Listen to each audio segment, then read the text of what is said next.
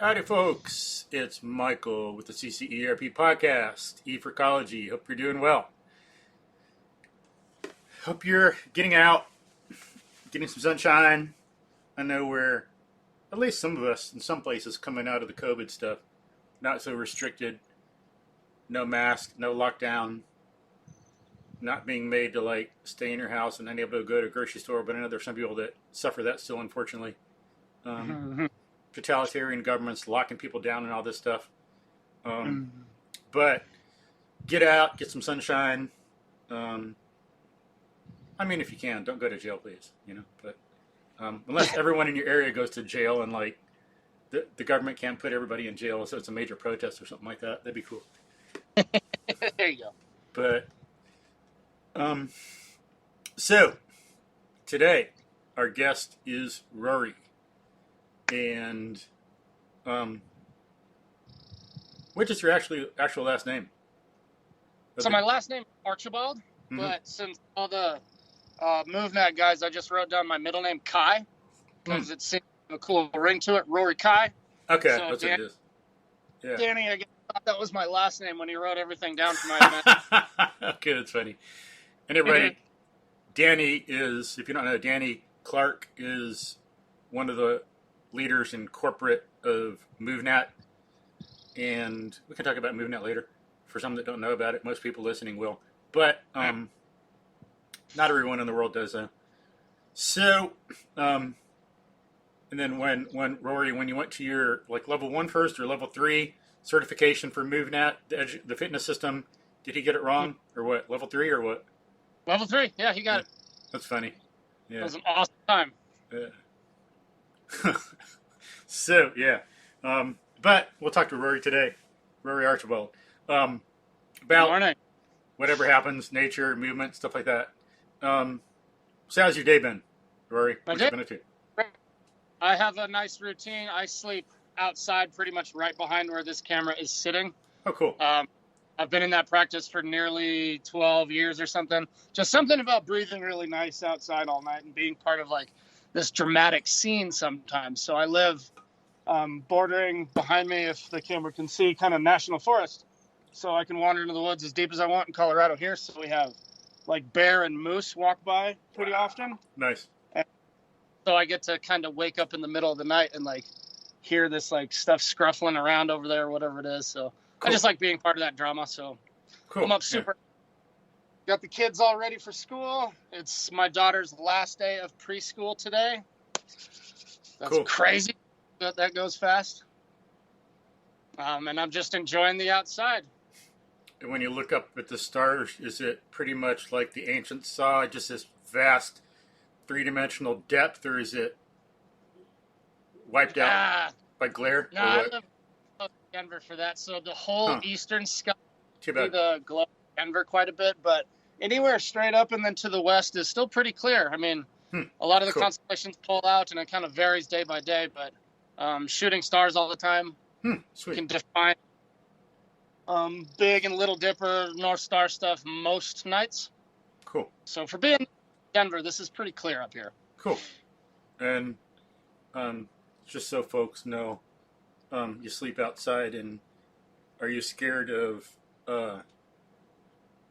rattlesnake attacking you and strangling you and killing you, or a bear coming up and having you for lunch and picking its teeth with your bones, or a mountain lion coming after you?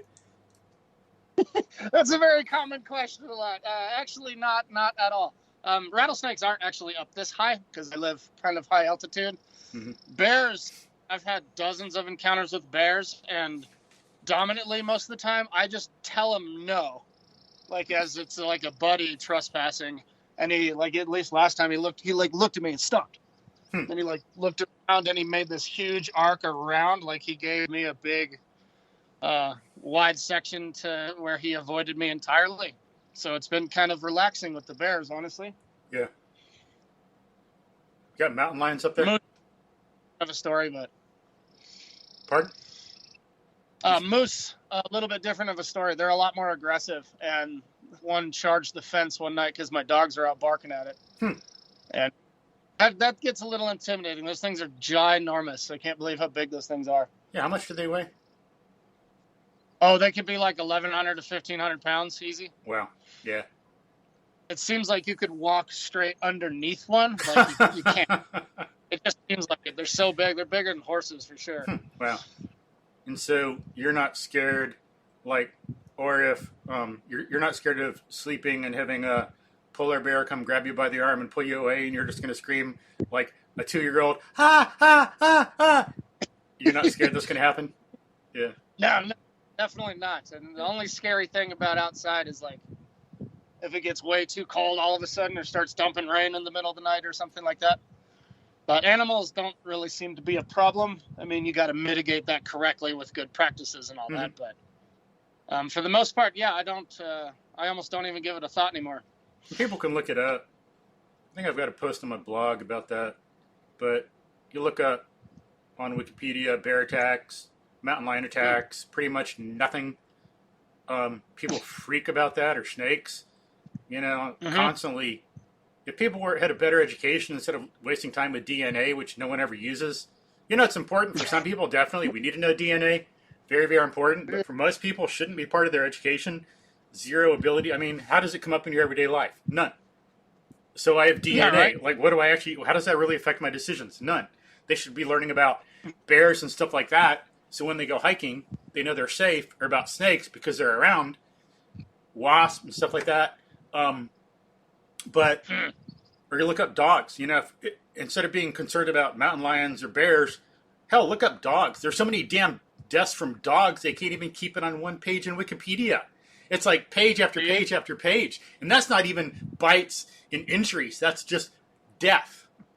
Deaths. Nothing else. You know, they couldn't, if they added everything else, they couldn't even fit it. Or, you know, you really want a problem, look up people. People worry me, not like mountain lions and bears. I'm like with... that would be hilarious. Yeah. Like what's the name? The Crocodile Whisperer in one movie. He said, you know, I'd rather be around wild animals than most people. It's like Steve Irwin. And I heard that. Yes, someone else agrees with me. Yes. Yeah, absolutely. They're a lot more predictable. I mean, people, like, you don't have a clue what's going on in that person's life. If some wandering crazy guy was up here, like, that would be terrifying. Absolutely. Yeah. And then every snake I've seen is scared and runs away. But are criminals going to do that? No. Like, dogs and criminals, they freaking pursue you. They will be relentless. They do not give up. You know? That's a domestic animal trait, you know? They're protecting themselves. Terribly aggressive. Mm-hmm. Yeah. But, yeah, so good. No worries about that. It'd be nice to sleep outdoors here, but in the summer, too many mosquitoes. I'd be eaten alive. I was just about to ask about that. Is that like a humid climate where you're at? I've never been out there.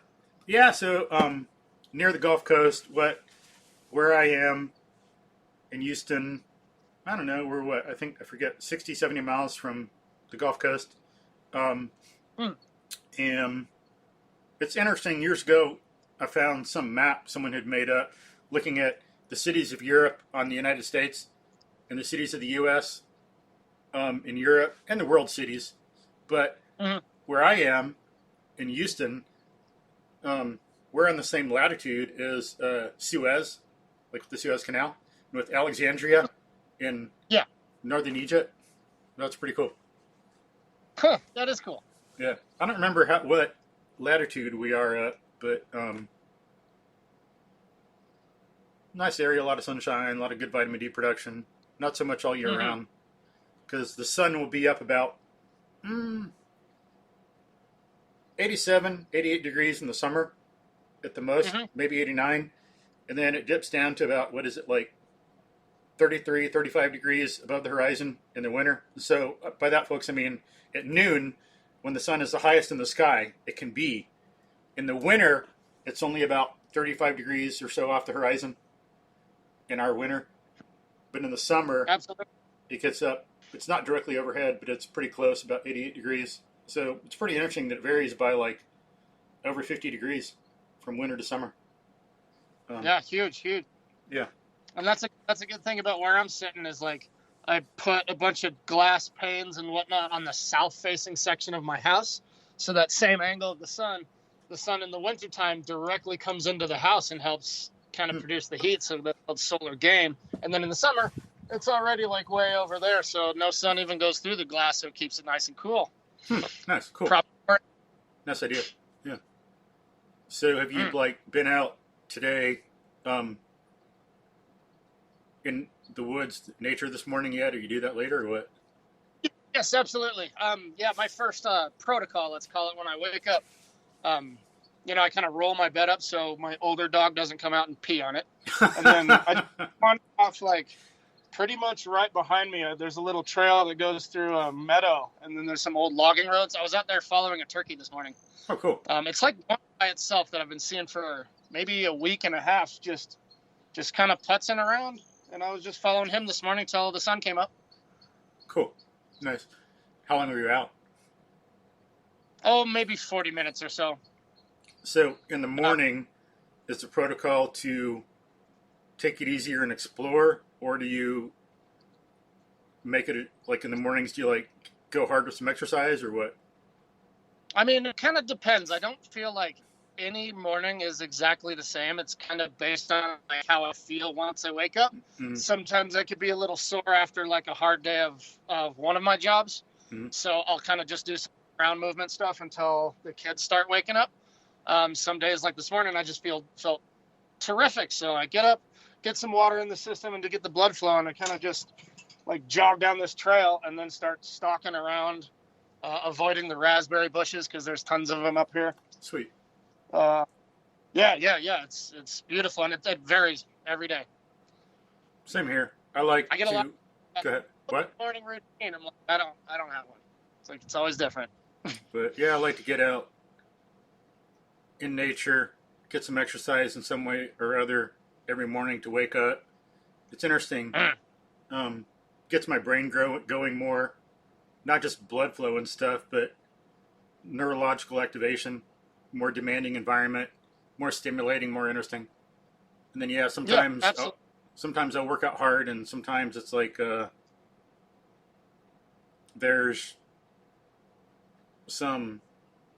I'll go to an area where there's some nice tracks, and I'm too busy looking at the tracks and taking pictures of the tracks, and then, oh, look, there's some butterflies, and I'm spending a long time chasing all these different butterflies, trying to get close to take a picture with my iPhone.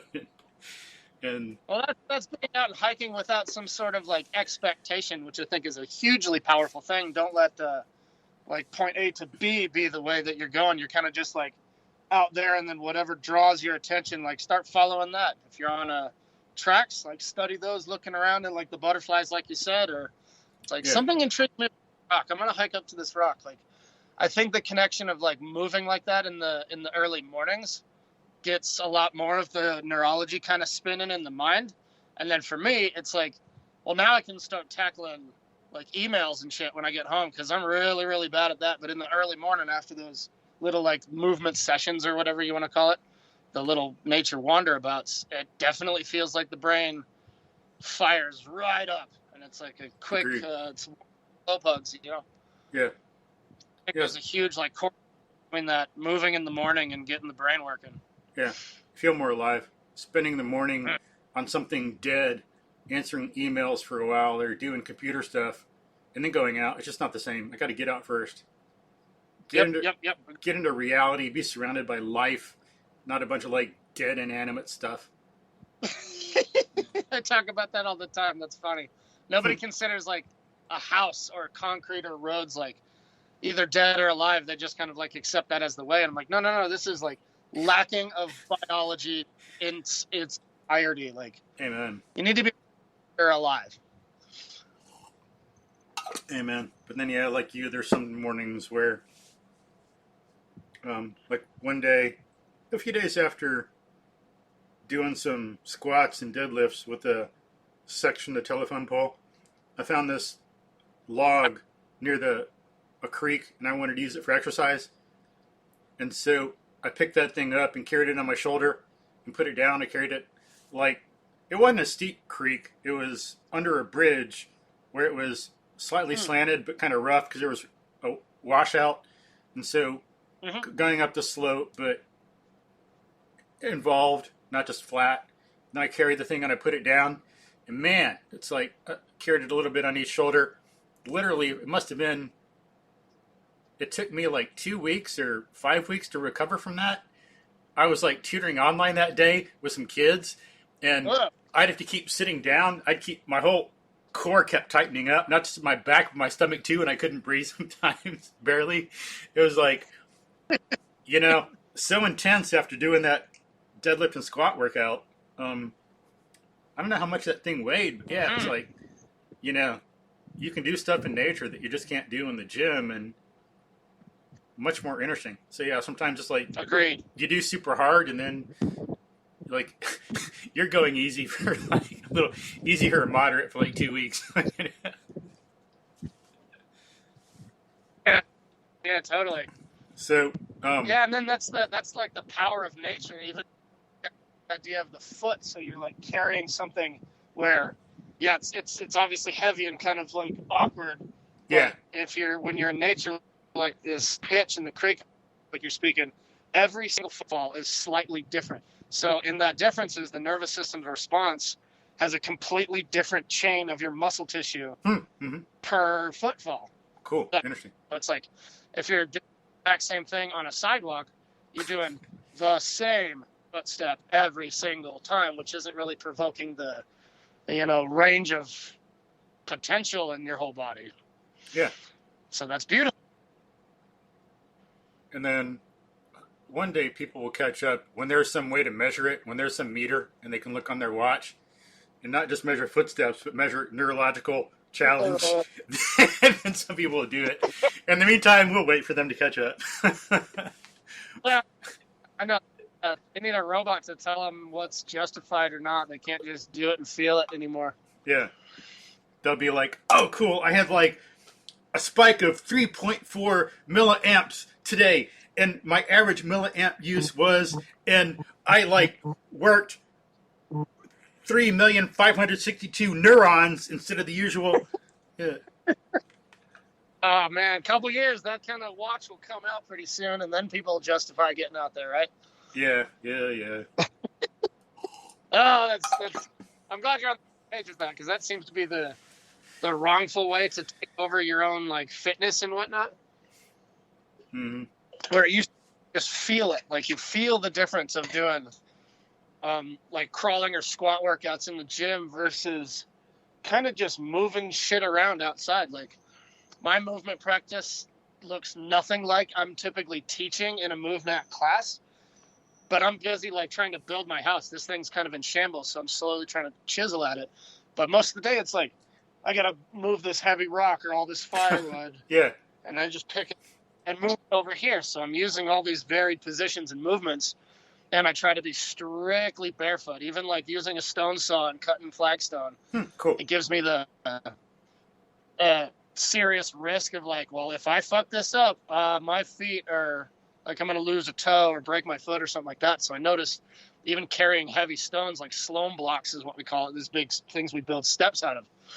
If I'm carrying that barefoot, I am so much better at carrying it because I have to worry about the risk of smashing my feet. Yeah. Whereas I don't think about that when I have like work boots on. Yeah, and people think it might be dangerous and you're being irrational, but when you look up some of the literature, for example, bicycle riding, when people wear helmets, that can actually make things more dangerous. Because then, if you stop to think about it, you're wearing a helmet, so you'll take more risks.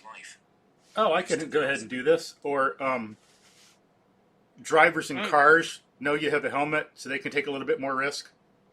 Oh, they're protected. Nothing will happen. Like, I can go ahead and do this. They have a helmet on. So there's all kinds of things like that that come up. Whereas if someone doesn't have a helmet on, you're going to be more careful and other people around you. Yeah. Absolutely. It's putting thought towards that potential risk that, like you said, when you're protecting yourself so much, you lose sight of the insight. Lose sight of the insight. Makes sense. About what you're like trying to do. So the same thing with the shoe. You don't think about what is even on the ground. You just walk, and then you end up with this kind of sidewalk gait pattern where your heel's cracking like crazy and you're not really thinking about it. just ditching the shoe immediately makes you so much more aware of everything going on. And that's just like neurology. That's your brain like actually communicating with the nerves at the bottom of your feet. There's a reason most of them end at the bottom of the foot, is to receive that kind of bioelectricity like stimulation in your brain. Yeah. It's a serious science in there that's very simple to me. Now, you say this morning you went... Like high school Pardon? What? It's like high school biology. Like, there's only paragraphs about cell adaptation and nervous system function on that, but it's there. Nobody paid attention to that when they were in school. And that's what should be there, more in physical education and biology. Cut out some of this stuff that's too abstract or too high level. Look at some of the stuff that led people to understand that. Yeah, like barefoot, going without gloves in your hands, touching things, using your feet, all that adaptation. Yeah. You say this morning... Pardon? Absolutely. You say this...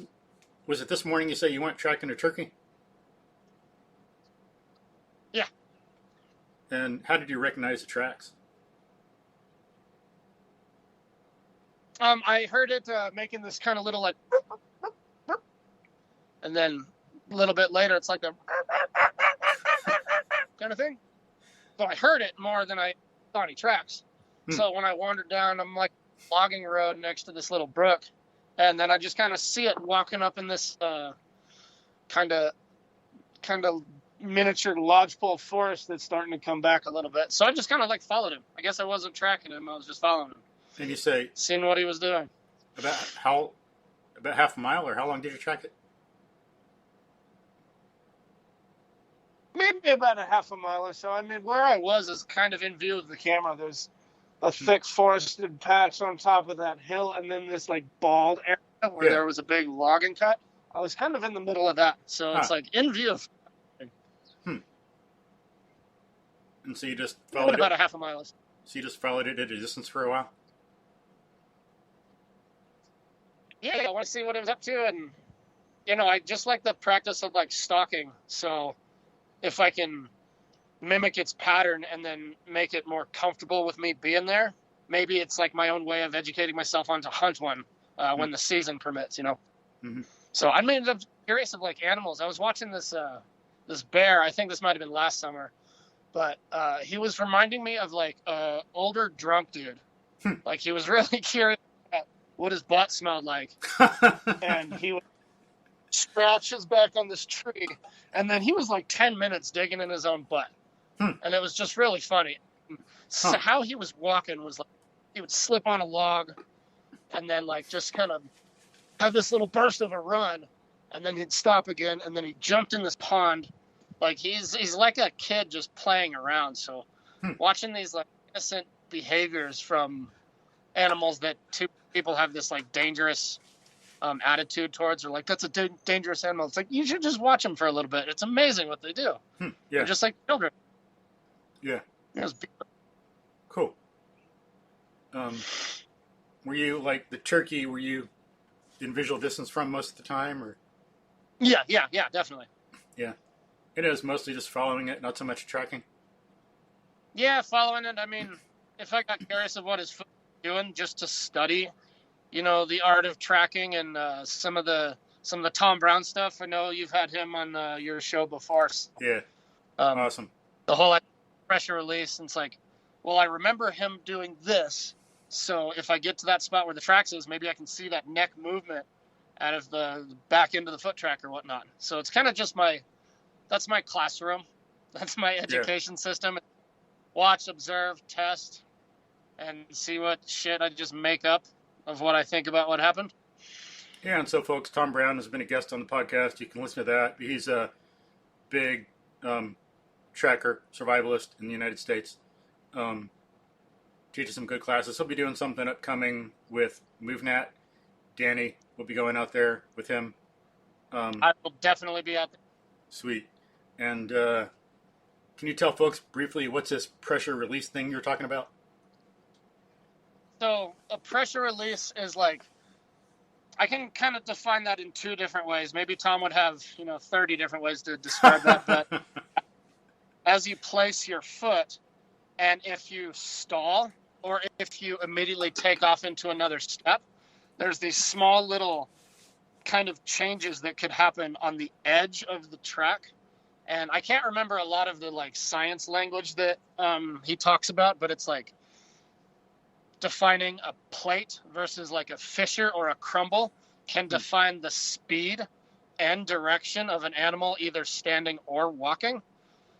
So you can kind of read back through the book, let's call it the nature book of looking at the ground, and tell what that animal was potentially doing. Even if it was standing in one spot and then it like turns to the side, there's going to be a kind of crack break going off of the backside in the opposite direction of what that animal would move. And a good way to test that with your own, like with anybody's like movement practice, is stand in like a sandbox and put a lot of mindful attention into what your feet are feeling like, and then just like pick up your arm or like take a deep breath. You'll notice subtle little changes in your feet, so your feet can respond to literally anything that the rest of your body's doing. And if you learn to read it, all of that registers in the track. Mm-hmm. And then earlier, in terms of pressure release, you talked about the head moving or something. So how would you tell folks about how would like the head movement relate to pressure and release? What do you mean? So at the same bit, it might be easier for people to experience that on their own, standing in the sandbox and moving their head and being mindful. But the same, like, let's say if my head kind of shrinks down a little bit, like I'm trying to look underneath something, the pressure on the forefoot is going to change, since the whole body structure kind of backward angles from, the back of the head all the way to your butt, forward through your knee, backward to the ankle, and then forward to the foot. So the head going down will make all these other kind of impacts show up in the track. So it'll be almost more pressure. So if you stood straight up and then just kind of ducked really quick, you're going to make a slightly deeper track if you're testing your sandbox thing. Yeah, so that like basic observation to kind of feel out what you might think the animal was doing at that time. So you can look at how Tom Brown is like so intense to where they can tell actually ate that day, or if it was hungry, or if it saw something that startled it, or if it was at peace and calm. Like, then they can see all that in the track. That's amazing practice. Yeah. And so how would you describe to folks, like, how would you tell if it ate something that day? How would that affect the track?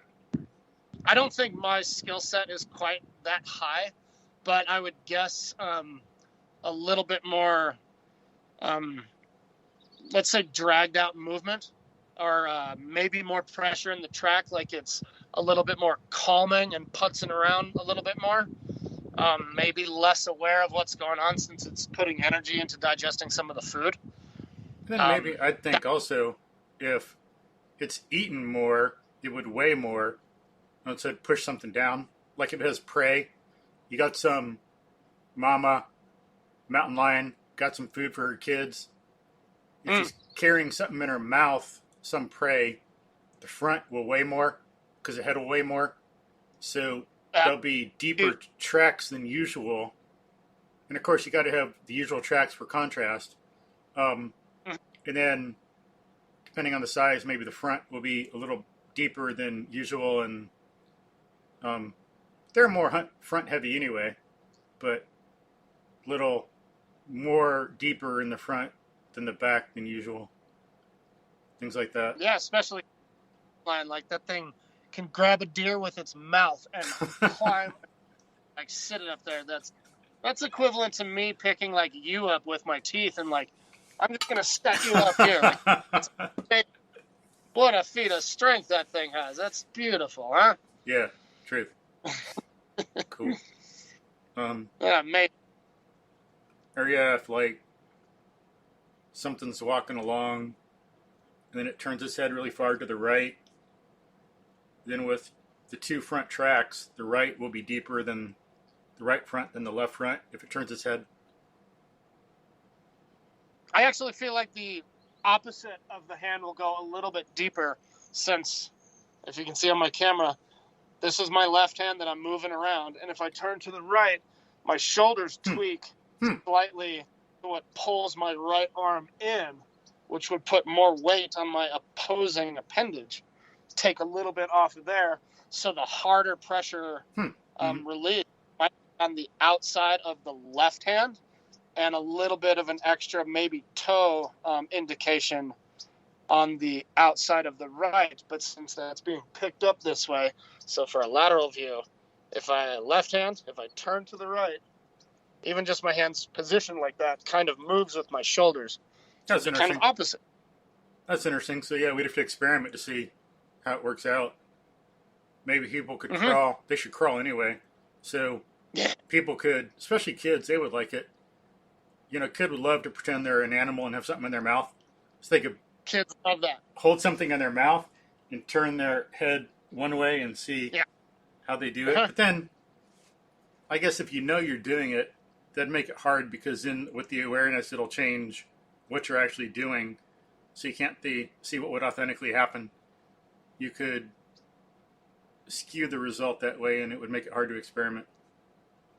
You're putting too much conscious effort. Well, like we were talking about before, like hit the record button, like kids, they wouldn't have the notion to think about that. So I ran a little part of one of my kid groups. We experimented with balancing something on your back while we're crawling up in the woods.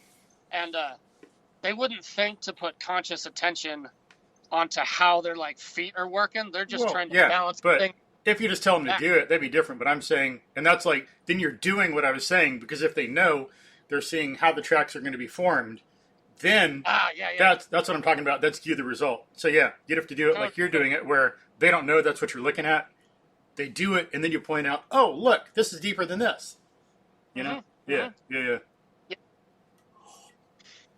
But, so let me say, so we haven't like dug into your background and stuff, so could you tell folks about yourself and what you do, your college or certifications you've gotten, and like background? Yeah, so I was born in this same town. I'm not even going to name it because it's getting too popular, so everybody stop moving here, please. After, like, I was a kind of professional BMX rider through my teenage years, and I was a super rebel, like, dirtbag lifestyle. I followed the party scene, and around here, the party scene was camping a lot. So after I turned 18, my parents said, "You are not welcome here anymore. You kind of suck." So the party scene, the BMX thing, all that, we're camping all the time. And after I got a little bit older, I figured I could just go camping every night and save a ton of money instead of like renting out a little like apartment or cabin or whatever my friends were doing. So I still had like a job and a car and all that stuff. I worked for like a local Parks and Rec on the trails crew or whatever. So mowing fields, digging holes, whatever. And I just kind of adopted this way over years of like, I just went camping every single night. That led to me wanting to get really good at camping. If I was going to do it all the time, I might as well kind of know what I'm doing. So I just bought every book I could possibly buy on like plant identification or hunt survival or whatever. I ended up at some friend's house, and he was watching this show. It was one of those dumb survival TV shows, but one of the hosts of it was this character Cody Lundeen. He runs a survival school out in Arizona, and he was just this strictly barefoot dude that they put with this other military guy. And it's a gimmicky TV show and everything, but I looked into this guy, so I immediately like started going barefoot all the time. It was a really enlightening exercise. That's what kind of filtered down all my what am I doing into, well, I want to learn how to survive out here in the wild with like basically nothing on my back. So years of testing that kind of stuff out. I traveled down to his school. I learned from a couple of his instructors that kind of changed my game in primitive fire. So then I just started practicing anything that I could get my hands on book-wise. I would practice it. I would take other people out and kind of show them what I've been learning. And somehow I got involved into seeing something about MovNat.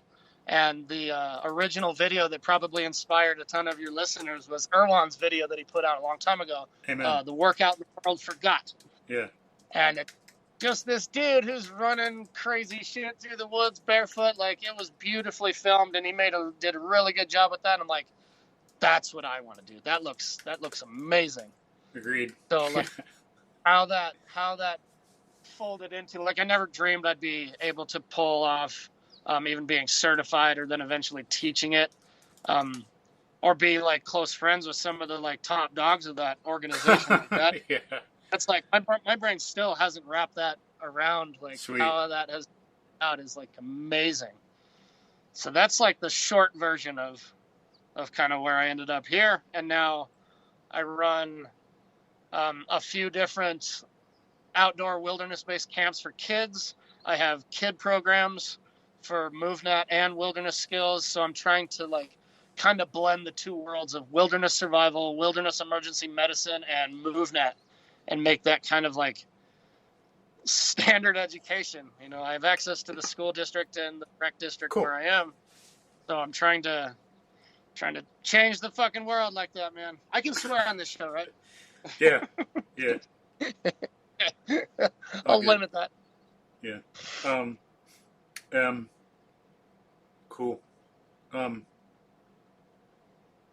When did you pass your level 1? So level 1, I want to say back in 2019, 2 of my friends who were involved into MovNat, Nate Smith is one of them, and Matt Kinnenberg, they teamed up and opened up one of the first MovNat gyms in Denver. Mm-hmm. And I was the only other person that they knew of familiar with MovNat. They invited me to come be a coach, and they totally sponsored me through the level 1 and 2 certification with Danny, and that's how I met him. Cool. That's like what I was like looking for.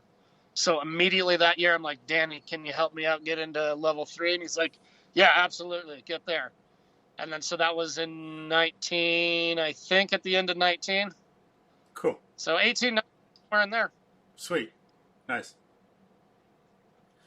And cool. It was beautiful. Like, set up, even just those certification workshops or elements workshops or whatever is so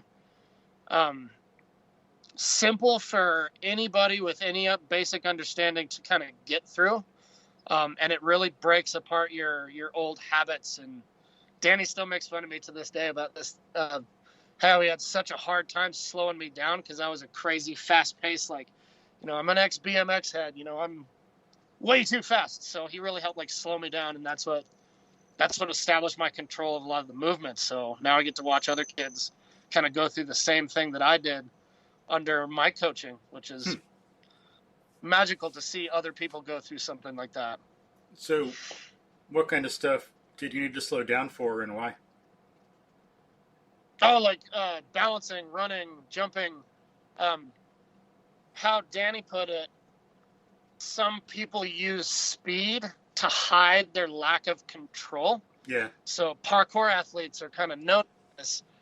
Sometimes it's easy to run across a balance beam and then make a couple log jumps or river hops or whatnot, but it's much more hard or much more difficult to really slow those movements down, and how your foot is placed on a beam, if it's moving or not moving, or how your jump landings are, and getting ready for the next one. Just kind of being more your control over things. And then that can roll over, at least in my life, that rolls over to stalking animals. Yeah. So that's dramatically helped my practice of stocking up on animals, slowing way down and establishing that nervous system control that makes or breaks the difference between if you get food, if you're hunting, or if you just scare animals away like everybody does. I like your editorial grammar correction earlier. More hard, more difficult. Yeah, nice. On the fly. Good correction. Don't need no college for that. I got nature school, yo. Yeah, I trip all the time. Yeah, but yeah, so that's one thing I recommend to people too. A lot of people can move really fast, but can like fall in a mindless, uncoordinated way down the stairs, but can you take 5 or 10 seconds on each step going down the stairs? Can you get on a log and have 1 foot on the log and take 5 or 10 or 30 seconds to bring your other foot down to step? Not a lot of people can do that. You know, they play high school football, college football. Can they do that? No. No, not at all. Absolutely.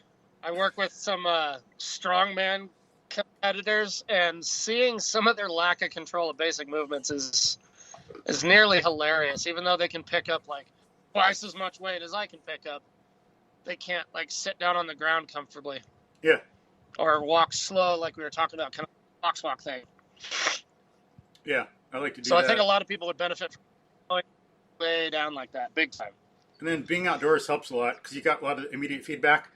You can kind of sort of do it indoors, but yeah, when you're outdoors, you got leaves and sticks. You step down too fast, crunch, you're not paying attention, crunch goes a stick. So get outdoors where you got the feedback and you got the complex environment and you got the leaves to walk on, dead leaves, and so you can put your foot on the leaves and slowly make a little noise going down and then balance and go to your other foot and put it down. Yeah, great stuff.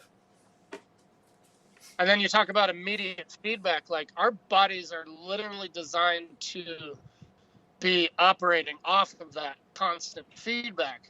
So when we're walking around on flat surfaces inside or sidewalks, like, our body just pretty much shuts off to a degree. It's not used to having zero or near zero stimulation. So it like deadens or kind of atrophies some of the response ability for your brain to know what's kind of going on in the environment there. So feedback from the nature. Use it or lose it. Use it or lose it. And it definitely gets lost. You can kind of look anywhere you want and see the lack of it. Yeah. Lack of joint mobility, lack of sensation in the joints, lack of awareness of what you're doing, the ability to adapt to new things.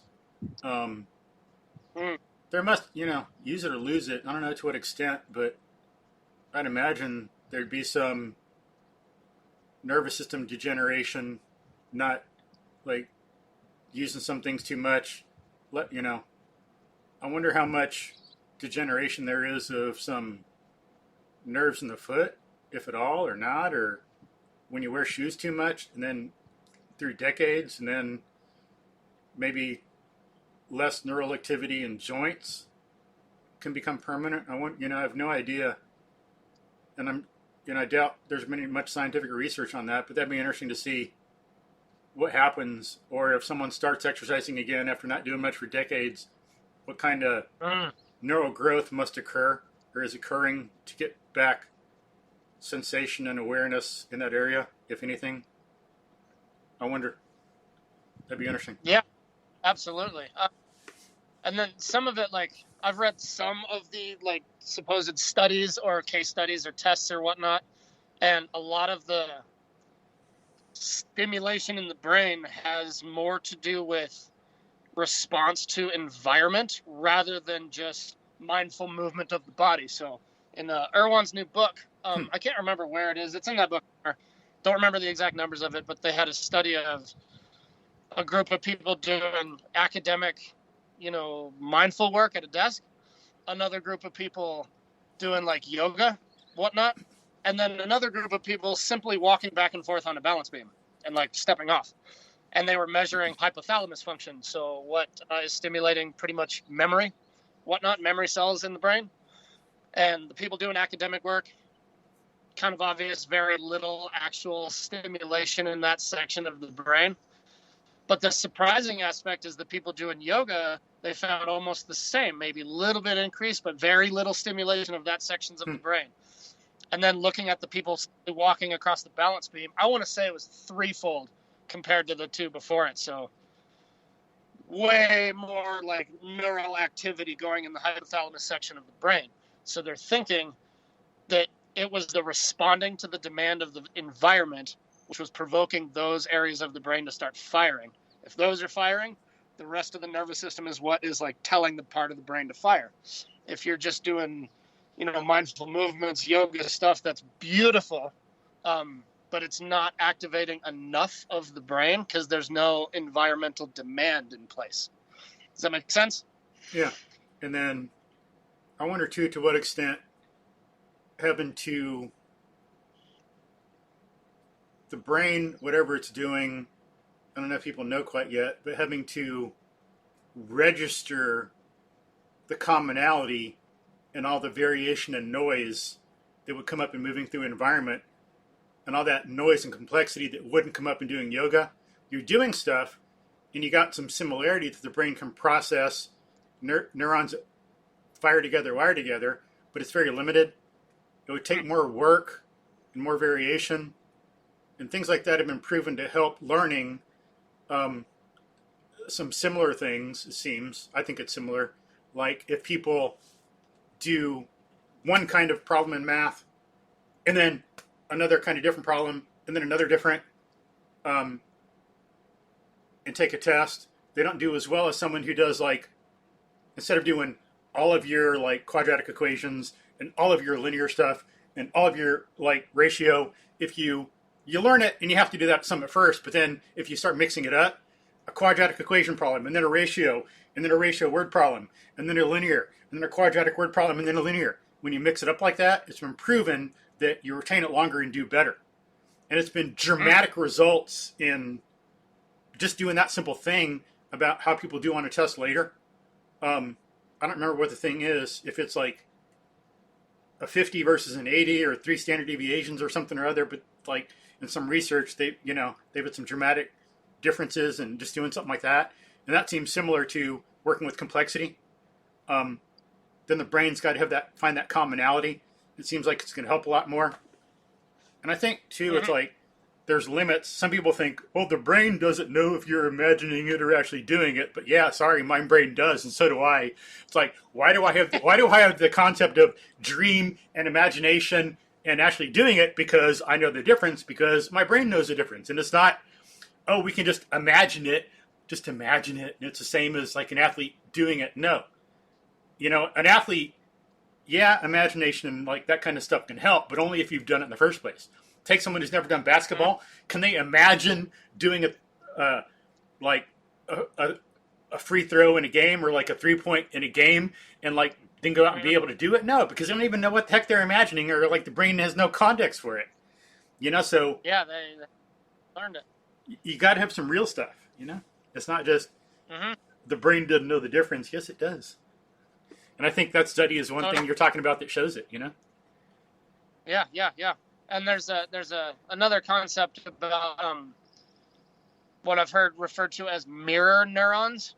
So exactly like you were just bringing up to the point, somebody who has done something. So let's say the basketball player, if he played basketball and then he's watching it on TV and he can feel in his body the free throw or the run, some of the same neurons do actually fire in the brain as if that is actually doing it. But it's because they've wired the brain to the nervous system of that specific movement. So me, from my BMX history, if I see somebody 360ing off a big jump, I can absolutely feel every bit of that. And I can get that same like rush I did when I was, 17 or 18. And I can feel through all of that. And it's beautiful. Yeah. If I watch somebody doing something that I've never done before, I can't feel any of that. Yeah.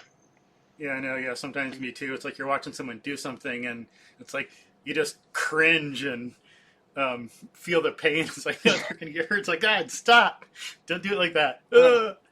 Yeah. Down in the city, all these women walking around in high heels, like, sad. That hurts my whole body, even like seeing that. Yeah. Like I can see. Yeah. I swear I can see the bone structure on the inside just grinding on every little bit to constantly be compensating against their body thinking they're always going downhill and then having to recorrect going up straight. Like, oh, it hurts. And the toes being smashed together. Oh, those poor things. Like, might as well put the front of your foot in a vise, Yeah. Just duct tape it if you're not going to use it. Yeah, it's pretty sad. Having some of this, since we're social animals, it's good, but then stupid, destructive, injurious things like that can happen too. Stupid high heels, this stupid fashion stuff. guys wearing tight shoes too, Mm-hmm. destroying our feet, all this stuff. Pretty sad.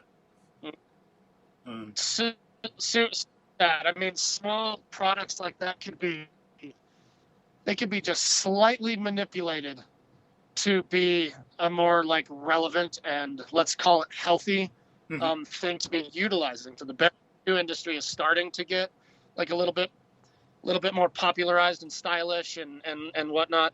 But it's slow going.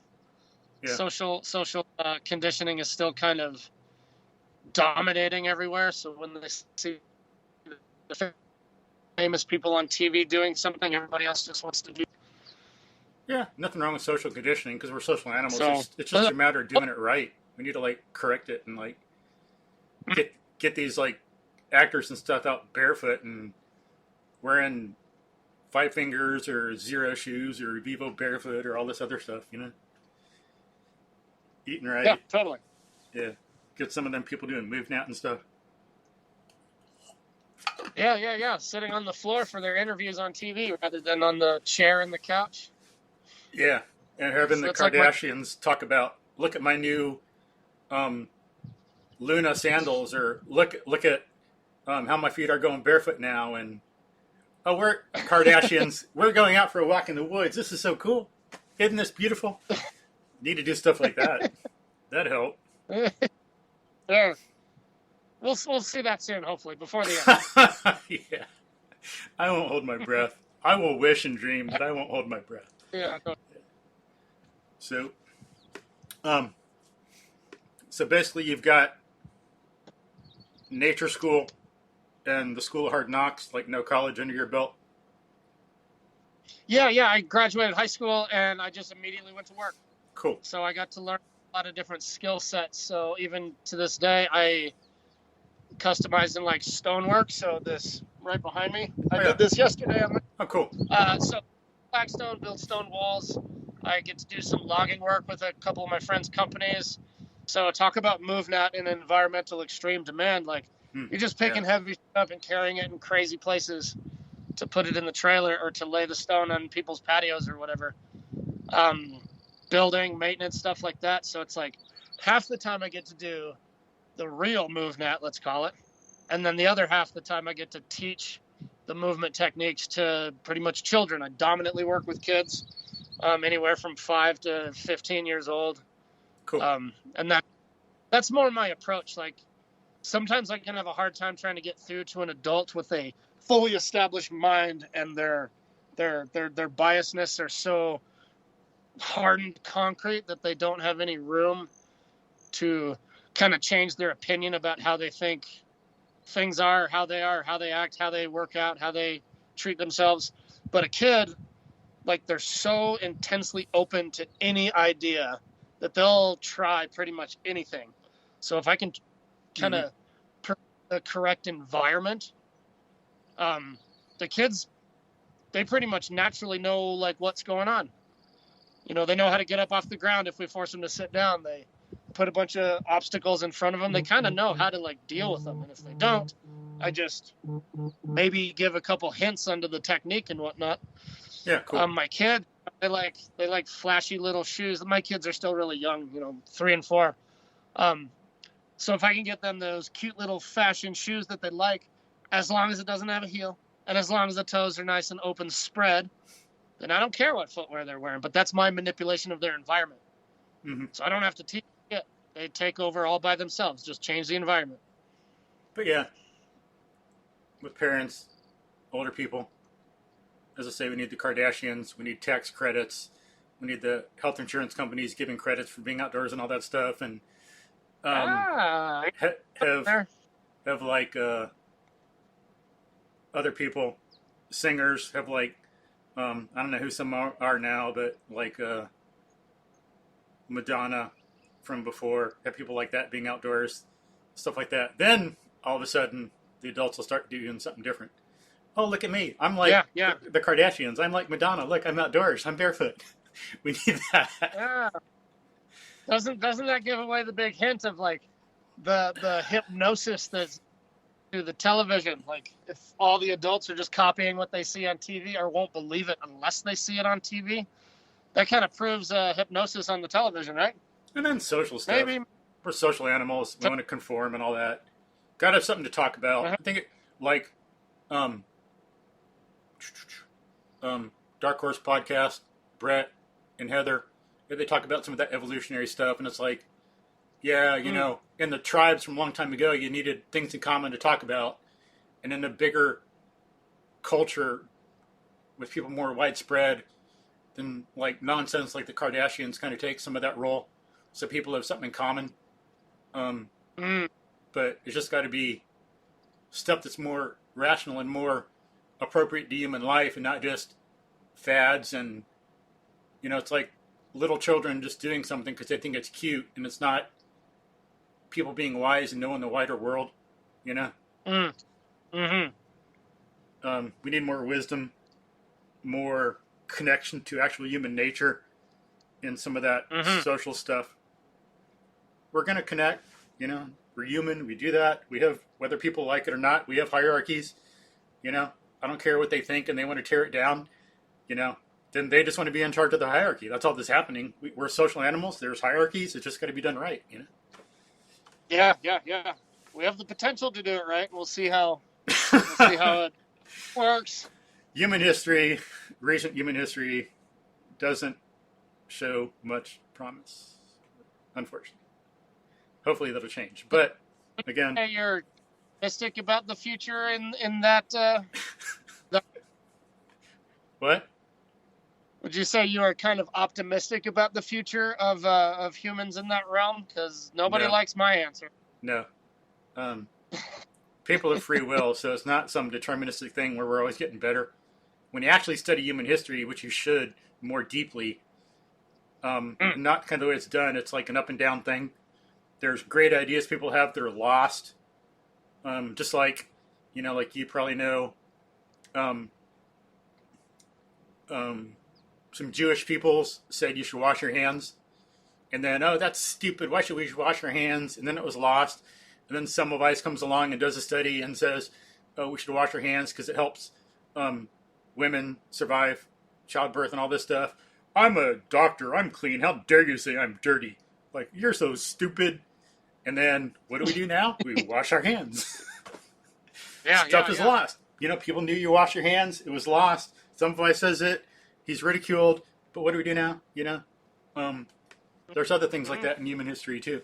All over the place. You had the ancient Greeks, learned some great stuff. It was lost for a long time. So it's not an upward, ever improving thing. It's up and down. It depends on the choices people make. And so you could say I'm optimistic about the future, but only for some people, not for everybody. Some people, definitely. Yeah, they got it going. People are going to do better after us, but some people, nope. Sadly, nope. No. That was nature's original plan of trying to kind of mitigate the gene pool a little bit. We kind of took a step around, and we're like skipping steps. So now, you know, the weakness is almost taking over.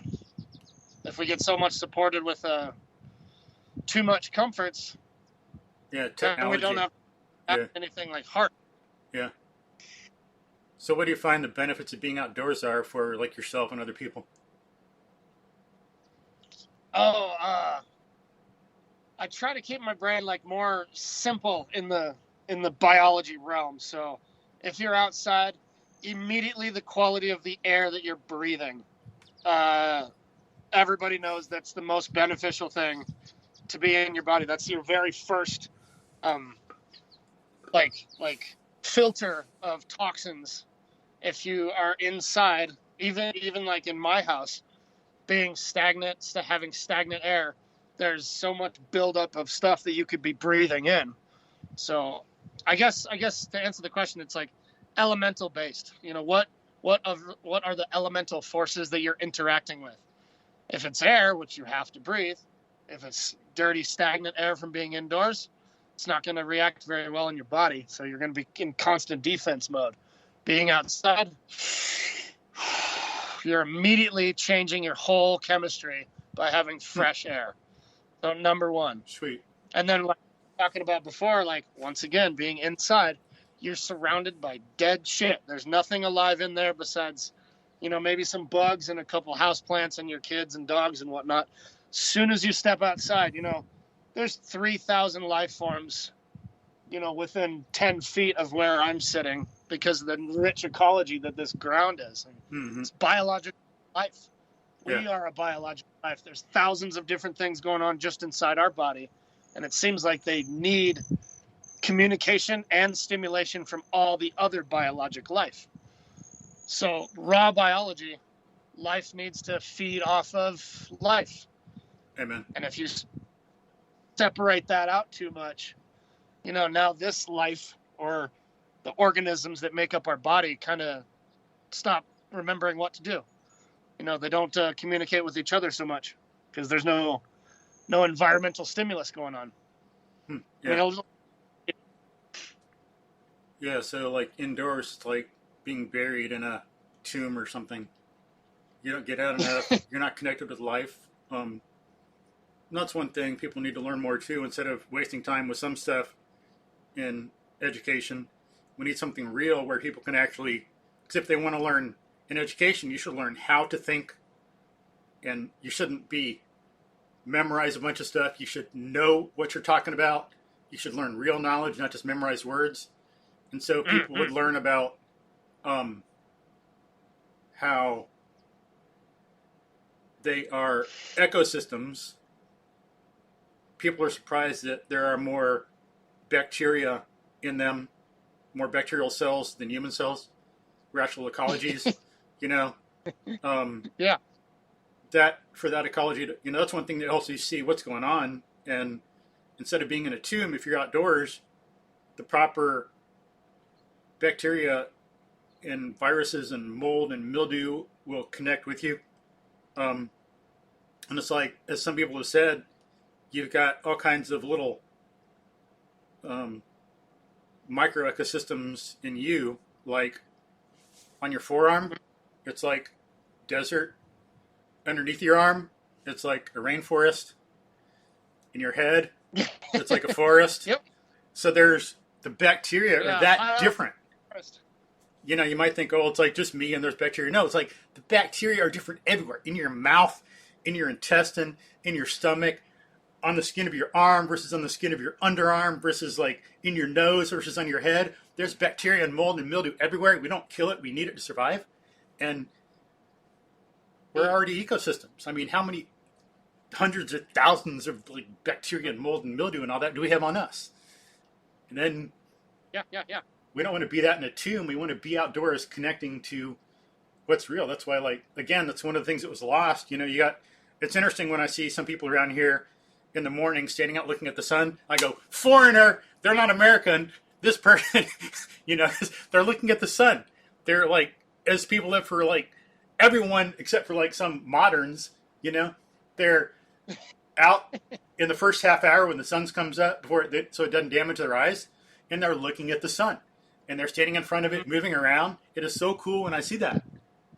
Love it. That's what we need to do. Connect, or like vultures, they're outside and they get in the sun. Why do they get in the sun? Because it helps disinfect. Or we make vitamin D. Pathogens. It's like you're indoors. It's like you're in a tomb because you're not making vitamin D and getting the stuff you need, and no telling what else we haven't discovered yet that happens when we're out in the sun. You can imagine like food is not just energy, but it's nutrients as well. You need to build, but part of it is energy. Well, what the hell happens in the sun? I mean, we know nowadays photons are electromagnetic radiation, and it's energy, and you're getting at least some energy in your body from the sun. And then, absolutely, has that even been studied much yet? I don't know. How do photons go from the sun to our blood and affect us and give us energy that we can use or not? I don't know. There's a little bit about that. How we started losing hair, like Australopithecines, down to like when Homo started showing up around. Huge neurological boosts started happening as the hair started shedding out. So it was like an adaptation to absorb the energy from the sun, since we lacked the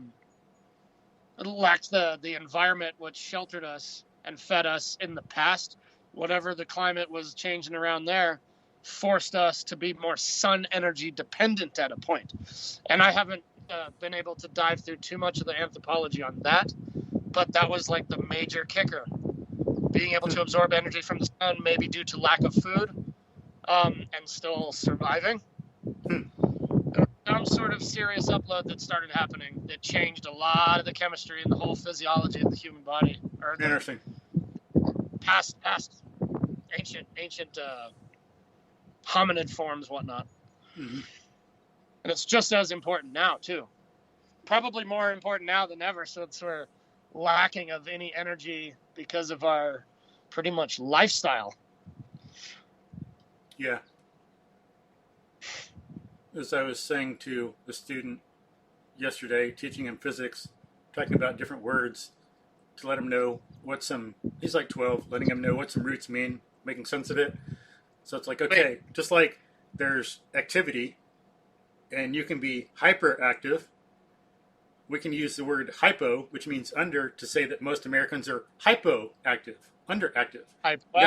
Right. They sit on their butt a lot. That helped him understand what HYPO, hypo, meant for like hyponatremia. Natremia meaning like sodium, the chemical symbol Na people and in the chemical table. And hyponatremia means not having enough salt in your blood. It can be a very dangerous, deadly condition. Huge. It's an important survival trick, especially out in the desert. Like, carry a salt rock just because of that same idea. Can't absorb the water if you don't have the proper amount of salt to kind of help it along its path. Let me go turn off my AC really quickly. 1 second. Sure. Right back. Sorry. You're good.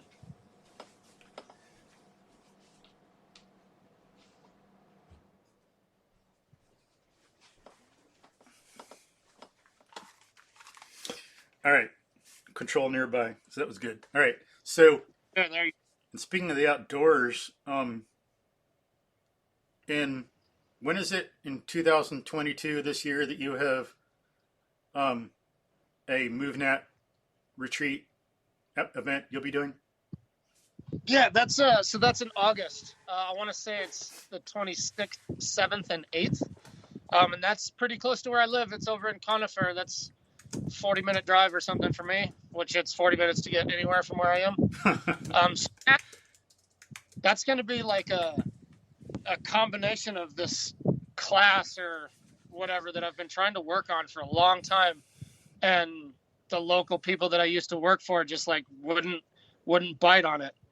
And somehow convinced Danny to allow me to run a course and use MovNat as the way of getting the people involved in it. And cool. I don't want to give too many of the secrets away, but for most people, might be kind of a push. It's not a typical MovNat event where you have, your rigorousness throughout the day, but then you have your dinner or your lunch in the evening. Like, it's not really going to have that. It's going to be a full immersive 3-day kind of challenge, let's call it. Cool. Yeah, that's something I'd love to go to. I just got to see about my schedule and my finances, but man, I'd love to go. That'd be awesome. It's going to be super fun. It's kind of like the way that I've been training myself, besides Cody's school and MovNat and books, I haven't really had too much of a teacher. So I read some of the Tom Brown books or some of the other Morris Kohansky books or whatnot, and then I'll go out into the field and I'll test it. So before kids, I had a lot more time that I could actually do that, but I would take a 3-item kit or a 5-item kit or whatever and try to, change it up every time I go, and then spend at least 48 hours trying to feel into the land. And it seems like it takes about that 3-day period for your whole nervous system to like reattune to the natural rhythms of raw nature, like how slow the animals are moving, how the temperature can fluctuate, how you adapt to those things quickly. You mean for people who haven't been out much, or like what? I mean, for just the human by itself, like, if you've gone camping like 1,000 times, cool. But have we ditched all the stuff aside from basic support items, and especially like food, like really, really lacking in the food department, seeing how your body kind of tunes in a lot more clearly throughout your surroundings. Mm-hmm. And I want to try to give people that like realistic experience. That is going to be hard for a lot of people that are used to tanking in like a shitload of calories all the time because of their fitness training or whatnot. So it's a different way. Yeah. Yeah, I work on some of that to some extent. Just like when I go out, even in the summer, I'm not so unfortunately uninformed about like some people. That's another thing they should learn about water and salt in school instead of wasting their time on some other stuff. Because with something like this, with like water and salt, being indoors, going barefoot, then they can actually think about it and see it and experiment themselves. So they're thinking about how to think as well as what. Whereas if you have this other stuff, I mean, I remember looking at, you get the little, N you cut out and the little G and you put them together and, oh, that's knowing DNA. That doesn't tell me squat. That's like, I don't know what the teacher might think. It might help someone who really has studied that stuff and knows it, but it doesn't do me any good whatsoever. It doesn't help. I'm just like doing this little game. It's like playing Pokemon or memorizing some little game like that. It didn't really help. Yeah. Whereas if they do something like this with water and stuff, then they can grasp it. Then it's something that you can like delve into a lot. Well, I mean, what the hell can I do with those little like cut out pieces of paper? Nothing, with little ends on them. Big deal. But with this, there's so much they can go into later in the future. Thermodynamics, water, chemistry, all this stuff, biology, how it relates. But we should learn how much water we actually need, not 8 glasses and this nonsense like that. And about salt, you need salt as well as water. People are dying from long races nowadays because they drink so much water. They get water intoxicated. They dilute their blood. They die. Yep. You need salt with it as well. So yeah, it's like you see these people, and it's like maybe 60 around here, and unfortunately, they're not stupid. They're just uninformed, and they've been like misled by people who they trusted and have betrayed their trust. And so they're walking around. It's like 60 degrees, and they're just doing this 1.5-mile loop with this water with them. You don't need water. I'm out for like 2 or 3 hours or more, and it's like in the 90s. Do I die? I'm not a fish. Yeah. I'll have water when I get back. It's like, yeah, I'm gonna like stop if I feel like things are getting bad, but I'm never out long enough or don't do it hard enough and stuff, so that I'm not gonna like be majorly injured by my dehydration. I get dehydrated and I rehydrate. It's like I get tired and I sleep, and I go through cycles like that. You get hungry, you get full. You get hungry, you get full. You get a little dehydrated, you get hydrated. Yeah, but so yeah, people need stuff like that. It's like you don't. It depends on like the environment. So like, yeah, amen. I like training dehydrated and whatnot, but if I end up in a place or in a section of the woods and I don't have any water, and something happens to where maybe now I cannot get back to my home or whatever, the education of that place, you still need to know how to obtain that out in the wild also. So that's another thing. Like, you go out on a run and you go on a trail, and then somehow like you're miles deep in the woods, trip on a rock and break your ankle. It's like, well, I didn't bring any water with me. Yeah. But now you're kind of setting yourself up for disaster there to a degree.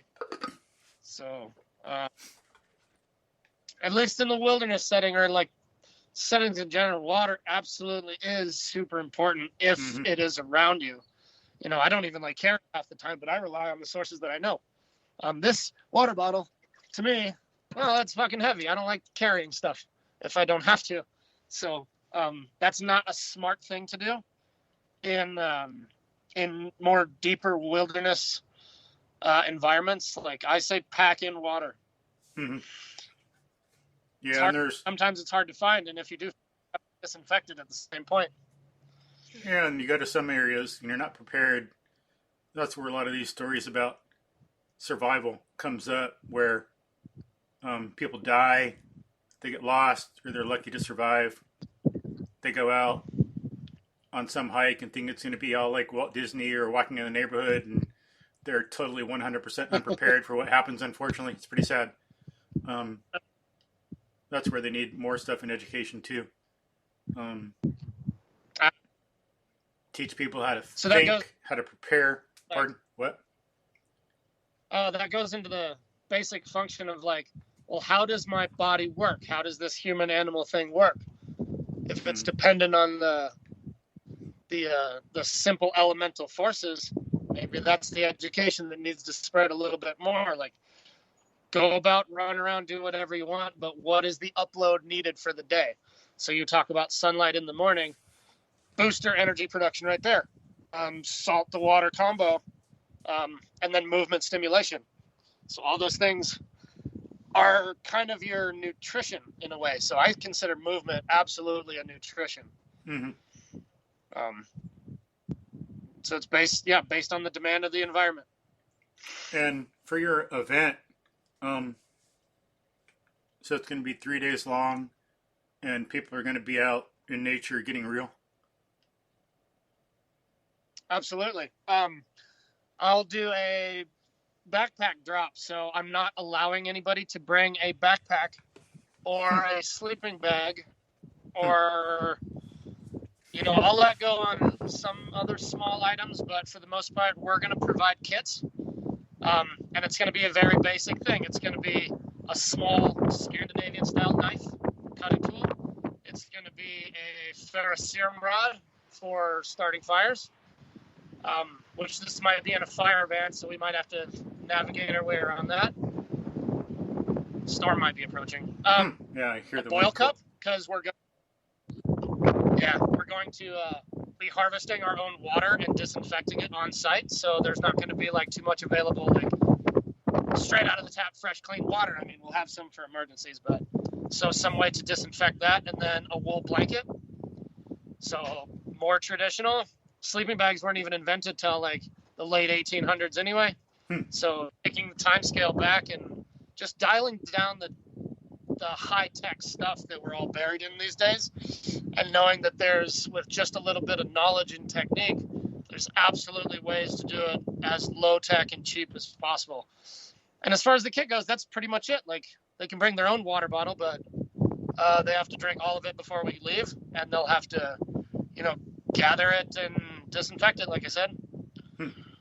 That's why I say it's going to be like a challenge. Most people aren't even used to that because they pack in all their own water. They're used to the tap, or they're used to this or that, or the little pump water filters that they take with them. Like, we're not having any of that stuff.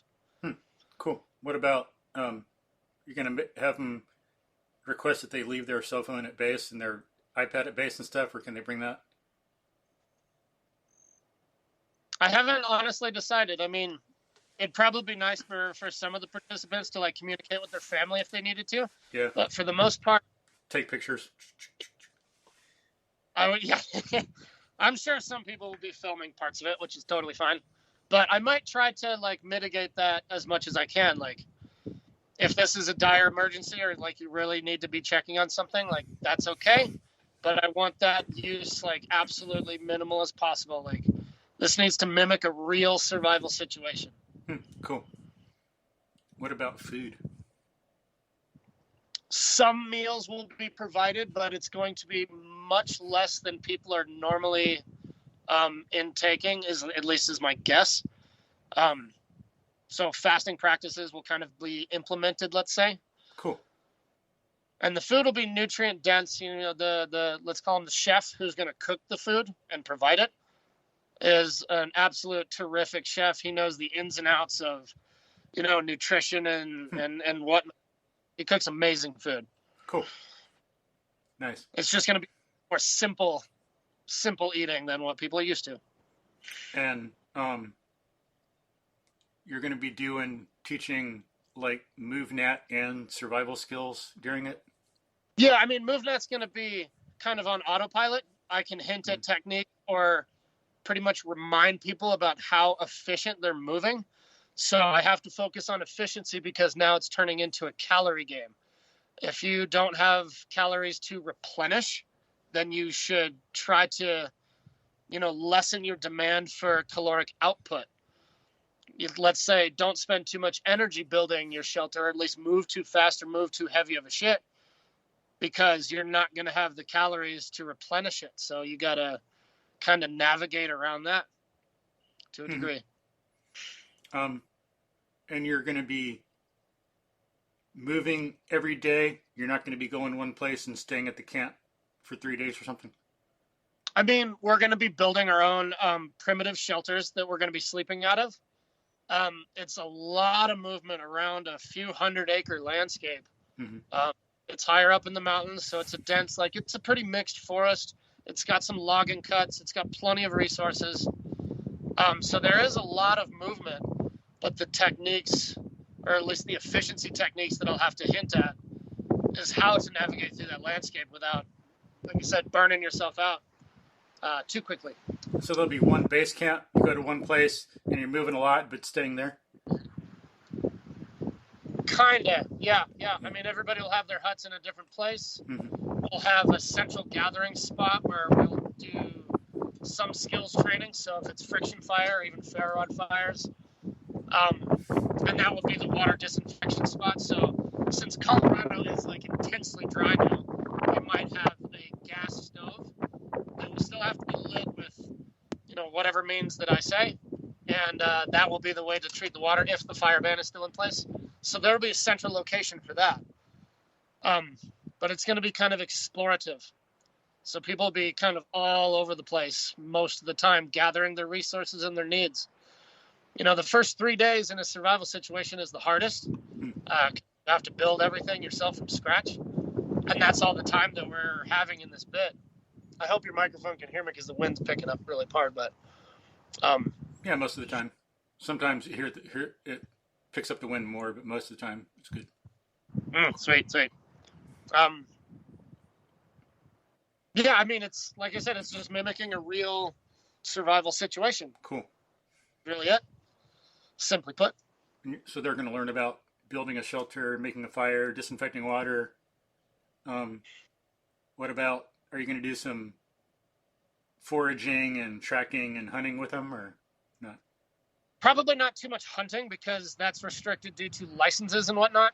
Yeah. If everyone has them or not. Foraging, definitely, since it's held in August. I don't know where the microphone is. That's berry season, and I know there's a pretty dense raspberry patch in the area. Cool. Yeah. And then lots of little just trail nibble snacks and nutritional plants that would be brewed into teas. So the idea of just disinfecting the water and then you're just drinking warm water. Like you said, yeah. You want as much nutrition into that water as you possibly can, right? See, I don't remember what I picked for this. I got some wild violet, Pennsylvania blackberry, some maybe southern dewberry, common dewberry, Yupon holly leaves. I'm just looking at my tea, folks. I got a little metal tea thing I'm showing to Roary. Oh, It's cool. got plants I picked the other day. Trying to remember some of the other stuff I put in it. Oh, and I think some Virginia dayflower leaves. Okay. Don't recall what else is in here, but yeah, makes a nice green tea. As you say, nutrient-rich water. Nutrient-rich water, yeah. If the availability of hunting or game is not abundant in the area that people are, trying to survive in, that's pretty much the best you got. More water with nutrients in it, you're better off just having that than even eating like rabbits or something, which can put you through like a protein starvation, is what I've heard it called before. Oh yeah, yeah. Like I heard when people would be moving across the West, they would eat some rabbits, but then because the rabbits are too lean, don't have enough fat, they would suffer rabbit starvation. Yep, yeah. Absolutely. So people, unfortunately, it's in one of those little fad things too, like 8 glasses of water. People have some fad about fat, but you need fat, good fats, proper fats. Very important in our diet. There's an those survival TV shows that really hint at that, and it's like a contest-based show. It's called Alone, and it's actually not really gimmick rich. It's pretty much what you see is what you get. And when you watch some of these people go through it, you know, a lot of them eat rabbits all the time because they're easy to trap or hunt or whatever, and they get pretty messed up because of the fat content. So it's really starting to show people like you literally cannot survive long without a decent source of fat going into your system. Yeah, so people want to eat a bunch of lean meat, but ain't such a good idea. Ain't such a good idea at all. No, it needs a good balance. Eat the good fatty cuts. All the bristly bits and the brain and liver and heart and all that stuff. Now, when people are outdoors, they'll be doing walking and crawling and groundwork, and they'll be needing to climb some, or what? Probably. Some environment could take us into kind of a higher boulder cropping. So if the topic at the time is orienteering, maybe just for the hell of it, we'll climb the mountain, which some of the places has some class 4 pitches, which, you know, that's not like a serious climb or nothing, but it's definitely dangerous. And then I want them to see the view. You know, you get up onto the top of the, you can see, you know, a decent proportion of our section of Colorado here. So cool. How many classes are there in that thing? Does it go like 0 through 10, or like what? In the class 4 you're talking about? As far as climbing, it only goes to 5, and then 5, like, this is class 1 is a flat thing. Class 5 is a tree. Okay. And then they'll more strictly define the class 5s based on how hard each handhold is. So it'll be like 5-1, 5-10, 5-11, whatever. And I'm not really sure how that works because I'm not a big climber, at least not anymore. Okay. So, yeah, not too serious. What about at the event? You're going to be having people climb trees or not? Maybe for fun. There's an important nutrition in some of the pine trees here that I'll teach them about, so they might have to climb some. I just think it's fun climbing trees. Yeah, and then around here, it's a good skill to have for mulberry trees and some oranges and grapefruit. Oh, wow. We don't know nothing about that here. You got a lot of deciduous tree down there, yeah? Mm-hmm. Yeah. So, yeah, thankfully, citrus can grow well. So some people have citrus in their yard. You know, not a native, of course, but grows well in the area. And I found some through the years. And being able to climb, I've gotten some good stuff. And like some dewberries. I mean, mulberries. Those are delicious. Really appreciated, not really known much, but yeah. You can pick some off the ground, pick some off low limbs, but then to get more once that's taken care of is get the typical, stereotypical, or what's the word, like, I don't know, get the low-hanging fruit, and then, yeah, if you can't climb, you can't get the rest. Yeah, absolutely. You're missing out. Good stuff. Delicious. I'm kind of jealous of that amount of food just growing in the trees, man. We don't have much of that here at all. Huh, yeah. But you got raspberries. We don't have raspberries. You got the dewberries, though. You got blueberries? We have a vaccinium species called whortleberry, which is pretty blueberry. It's just dinky, tiny. It's like smaller than a pea. I've seen some blueberries in northern Colorado a little bit, but not too much right where I am, no. Yeah. And we got mock strawberry. Indian strawberry. Oh, okay. Yeah. I was going to ask. Yeah. Cool. Yeah, I find one that's your pinky nail out here, like that's a blessing, but they're amazing. I'm tending a patch in my little yard here. Cool. Of strawberry and raspberry to try to see how abundant I can get them. Oh, cool. Then we got some other fruit I haven't been able to find too much in the wild, like persimmon. Got some wild persimmon down here, but I haven't been able to find a tree that has the good fruit growing on it. And I don't remember some of the other stuff. And I don't remember it because I don't find it as much. But, hackberries. Yeah.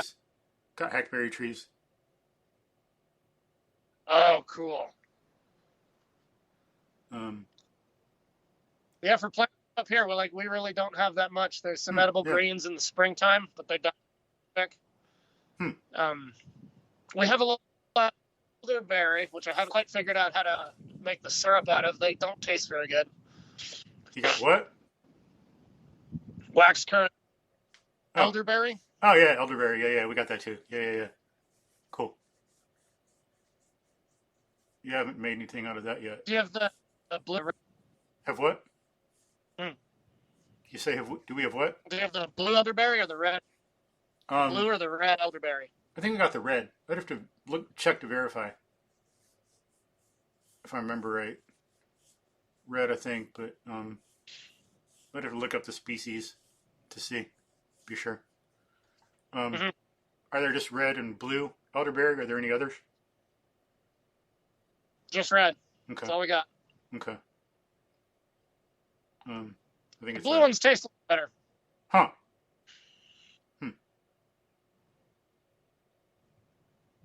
But yeah, kind of like the Pennsylvania blackberry is bigger. You know, dewberry, blackberry are related. The dewberry, smaller. Blackberry, bigger. Can be a little juicier and sweeter.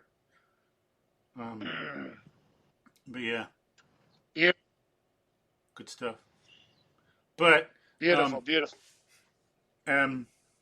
What kind of benefits will people get out of the workshop? What do you think? How it'll change them? How it'll help? Well, hopefully, in general, it'll keep people from dying just being out in the woods. You know? Amen.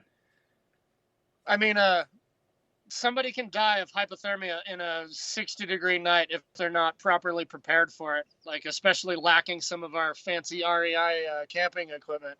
So I want to get people I want people to go outside and play and also know that they can handle being out there completely unprepared.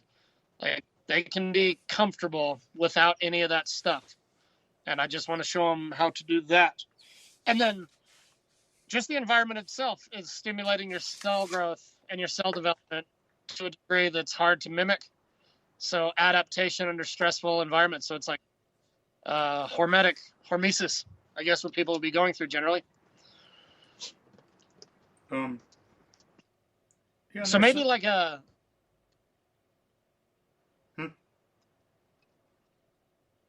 maybe a general rethinking of their own personal life. I notice a lot when you put somebody in kind of a stressful outdoor or short-term situation like that, they start to recalibrate some of their thinking, about their daily life, and maybe they want to focus on something else or change that way of life that they're doing and adopt a healthier principle. And sometimes just being out in nature for that long, lacking of all your comforts, it really starts to change people's perspective on their life. So maybe therapeutic. Even being outdoors a little bit. I know with the COVID stuff, people getting out sometimes because they're maybe required to stay at home, some mask and all this stuff. They want to get out, so they start going to parks. I talked to one lady a few years ago at one park, and she was talking about how it had helped her a lot. She felt a lot better. She and her kids, they were out a little bit. Then all of a sudden, one day after being out for a few weeks, it snapped to them that it was really helping them, and they felt better, felt more alive, felt healthier. And they wanted to continue to do it as a practice in the future. So people are indoors so much and they don't know the difference getting outdoors, being indoors, until you get out and you do it. You're not going to be aware of how it can help. Or some people, unfortunately, think I'm not an outdoor person. Well, sorry, but everyone's an outdoor person. If you're alive and kicking, you're an outdoor person. It's where we came from. Yeah. Outdoor, yeah. It's I don't think, if you go back thousands of years, I don't think there's any genetic thing that makes someone an indoor person. There's no such thing. I have a gene for being an indoor person. I don't think so. No. We haven't even adapted to that. We've been living indoors for kind of a decently long time. Not really as a human, but like we still haven't adapted to being inside. We're just comfortable. Yeah, people get used to it, but it's a maladaptation, not an adaptation. Yep. And that's why there's so many health problems. Yeah. Limited movement, limited joint movement, limited amount of fluids being pushed around from limited movement, joints degrading, nervous system degrading, lack of vitamin D, all this stuff.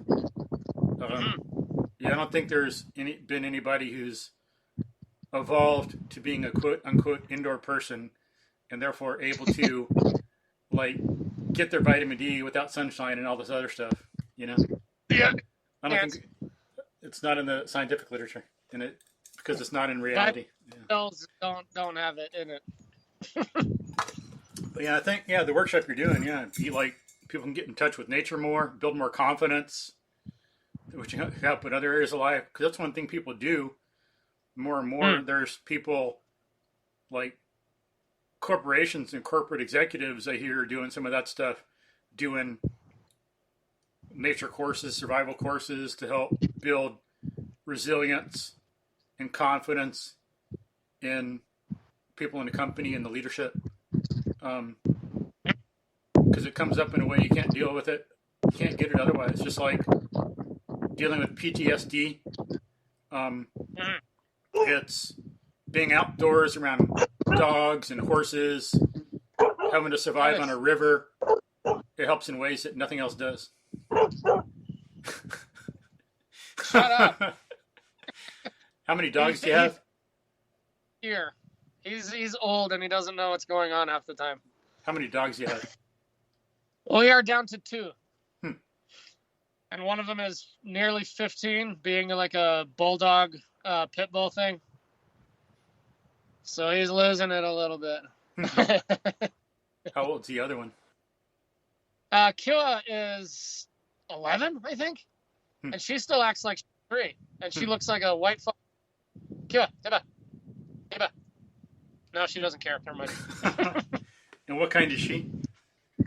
She, I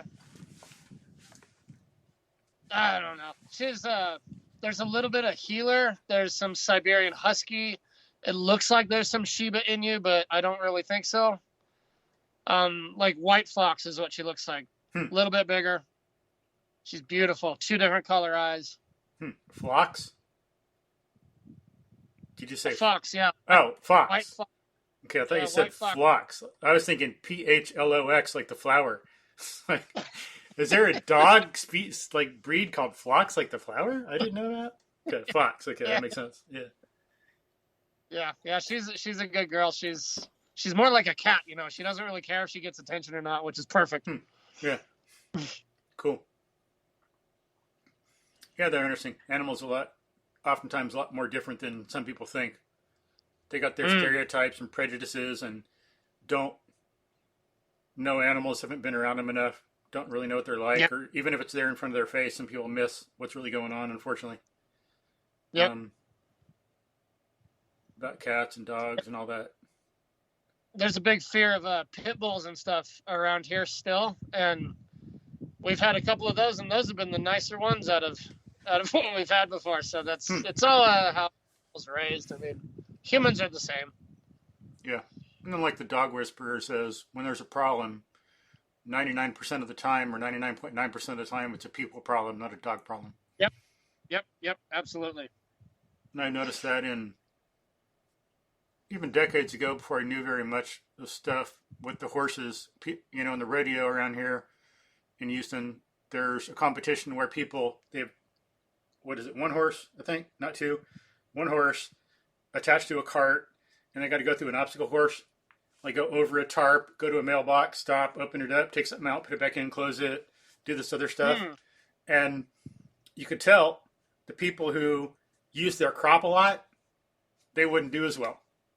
And they were kind of jittery. The people who were relaxed and wouldn't need to use the crop, they did well. You know? So, yeah, it's that. You could tell the way the person was, how the animal would be. You can tell something about pets sometimes from, you can tell about owners by looking at the pet sometimes. Yeah, big time. Big time. But, cool. So what other benefits will people get out of this, this thing, or anything else you want to like tell folks about the event? I mean, really, I just kind of want to see what kind of challenge people are up for, and to see, like you said, about their confidence. A lot of courses similar to what I'm going to run is used for like troubled youth a lot, especially out in like youth and Montana. The kids that get involved into like drugs and whatnot too early of an age, they throw them in like a survival situation with a guide, and it just reworks their brain to a way that they have a better outlook on life. Makes sense. So use example, I guess I'm just trying to anti-domesticate people, and even the strong fit like MovNat characters, maybe they could use a little extra kick from the raw nature and see what they're really made of. So it's an internal thing. It's an individual and internal thing. Yeah. For whoever's expectations of the event is not going to match up to what's going to happen. They're going to go through like a mental rewiring to a degree, and Makes sense. I've experienced loads of different times on myself. And I just thinking about nature playing a huge part of yourself. How do you think about your life? What do you think you're doing? How's this? Nature can tell you. Yeah. That makes sense. Get into nature your way. With the MovNat people, I know, like in my level 2 certification thing, it was interesting that, partly because of opportunity. Like I know people on the West Coast in California that do MovNat, but where they live, they can't get to parks much. They can't help it. It's like they live there, they have their jobs, they don't have some like nature areas too close, not much, so they can't help it. But like, because of things like that, at the level 2 thing, me being outdoors all the time, having a creek nearby, we're doing stuff in the grass, and I'm taking off my shirt and rolling around, and everyone else can't do it because they're too itchy. I'm like, oh, cool. And everyone else is, I need to put my shirt on. Ah, man, yeah, they're not touching nature enough. Yeah. Or someone does MovNat, and they're dealing with clientele trying to help them move better, and so they're working with people in a gym. You got to start them somewhere. Get them in the gym, then see if you can get them to start going outdoors from there. Nothing wrong with that. You got to start where you stand and go step by step. Do it smart. So yeah, sometimes they don't get out enough. So yeah, something like that would help a lot and challenge them in ways they're not used to, and they could really help you dig down, get in touch with yourself, your human nature, your ancestors, get in touch with the heritage our ancestors left us. In the book, have you read the book Deep Survival by Lawrence Gonzalez? I don't believe so, no. Good book. I've listened to it twice. I'd like to listen to it again, but it's about, as the title says, he studied people who've survived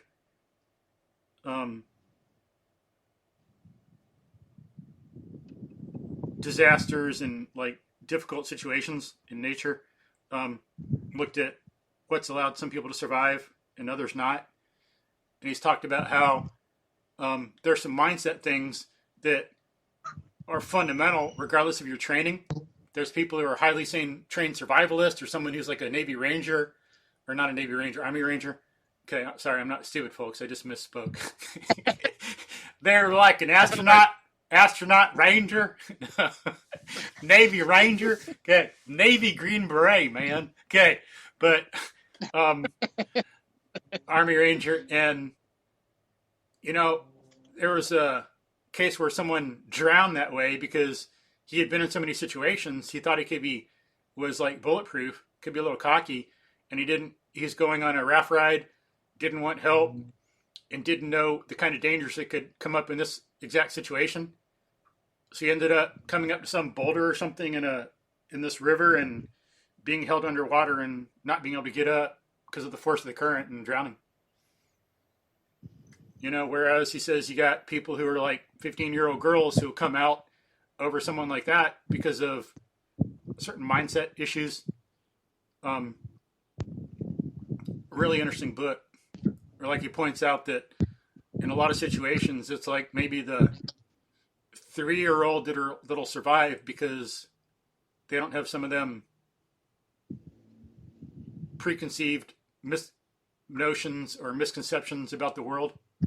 Yeah. They might be the ones that end up surviving, like more likely to survive some things. But talks about someone who, like, maybe 4 people who are in a collapsed boat. Some guy who got lost in some place where it was really cold, and I don't remember if he had to have something amputated or not, but he was like lost for 3 days where most people would have froze to death, but he actually survived. Really amazing. I don't remember what it was, but you know, it was like freaking cold. I don't know if it was like 30 below or something, and so the fact that he survived is like, you know, wow. Yeah. But he had the mental capacity of like the will to live. Yeah. So it's a really good book, and he draws out some really fundamental things about attitude, mindset, principles about how to function, from what these people did. I think he what was he in the Air Force? And I think his father, was like a pilot, maybe World War II, and got shot down. And survived like in a prisoner of war camp. And his dad, I think, was bad hurt in the thing, but still survived. So it's some really good real stories in it. Some good lessons. So that's something I might look into. I'll put that in the show notes. Check that out. Deep Survival. I got it written down. Sweet. Yeah. All right. Well, let me see. I got to go get ready to drive across town to help someone prepare for what is he doing? Algebra 2 pre-cal final at an elite private school he is tomorrow. So it'd be nice to talk more, but a lot we could dig into, but I told him I'd be there in an hour, so I better start getting ready and get over there. But absolutely. Sweet. So awesome. Any last words for folks? A couple. I got a question for you. What is something that you want to push out into the world through your show? I mean, I haven't listened to too many of yours, but I want to hear your kind of vision, your goal. What do you want to see in the future? What do you want to see people like in the future, the next generations of? Connecting to nature, to our human nature, and to nature, to being true to our nature, true to nature, not being afraid of it, being one with it, knowing we're part of the world. It's not separate from us. Does that make sense? Or do I need to expand on that more? We're definitely tracking on the right trail. I share a similar, I want to see kids or my daughter's age or my daughter's generation when they're our age to be the strong, happy, healthy people that are out promoting this idea of integration of nature into all aspects of life that they can. Yeah. And I kind of feel like if we don't have too many generations left, and maybe shitty to put such a negative aspect on that, but I'm a realist. I don't see very good things coming out of the future unless we can reconnect to what we are. We are at nature. Mm-hmm. And I will do anything in my power to try to see that future become. Yeah. So there's all kinds of things that come out of that fundamental idea. So I'd like to see people going barefoot, not being afraid of it, having healthy enough feet to do so, growing up, yeah, from when they're young till they're old, barefoot, having shoes on, like at the right times, like, yeah, if you're a firefighter or you're someone cleaning up broken glass, some things like that, or like a doctor in a war emergency room where you got all kind of blood and guts all over the floor, yeah, but people need to be barefoot more, need to get out, breathe fresh air, not be scared of the world,